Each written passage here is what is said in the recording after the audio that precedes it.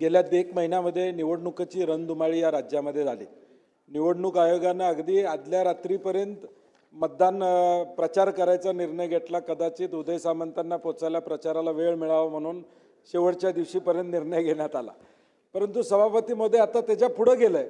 आरोनी आपल्या अधिकारात बावनकुळे साहेब पेठ वडगाव नगरपालिकेमध्ये जिथं हे स्ट्रॉंग रूम आहे त्या स्ट्रॉंग रूमच्या समोर जी व्यक्ती राहते मोरे नावाची त्यांच्या घरावरची सीसीटीव्ही काढून टाकले।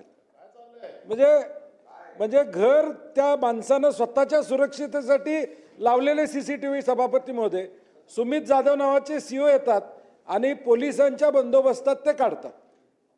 म्हणजे नेमकं राज्य कशा दिशेने चाललेलं आहे किंवा तो आमच्या घराबाहेरचा सीसीटीव्ही तुम्ही काढताय तिथं समोर सांस्कृतिक मंडळ आहे तिथं ईव्हीएम ठेवलेत मान्य आहे, परंतु जी व्यक्ती तिथं राहते त्यांनी स्वतःच्या सुरक्षेसाठी या ठिकाणी ठेवले असतील तर ते सुद्धा तुम्ही जर या ठिकाणी मग शंका निर्माण होणार नाही का?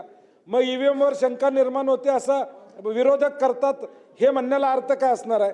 सभापती माझ्या या आपल्या माध्यमातून बावनकुळे साहेब इथं आहेत, सिनियर मंत्री आहेत, सरकारने निर्देश ते सीसीटीव्ही बसवले पाहिजे। घरावरचे सीसीटीव्ही काढायचा अधिकार कसा आहे सरकारला?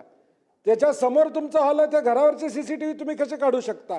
तेव्हा माझी विनंती आहे सभापती महोदय की हे सीसीटीव्ही परत बसवायचे आदेश द्या, नाहीतर हे सीओ आणि हे सगळे बेबनशाही चालली आहे खाली, आपल्याला माहित नाही एवढी बेबनशाही चालली आहे, तर हे ताबडतोब या ठिकाणी निर्देश द्यावेत।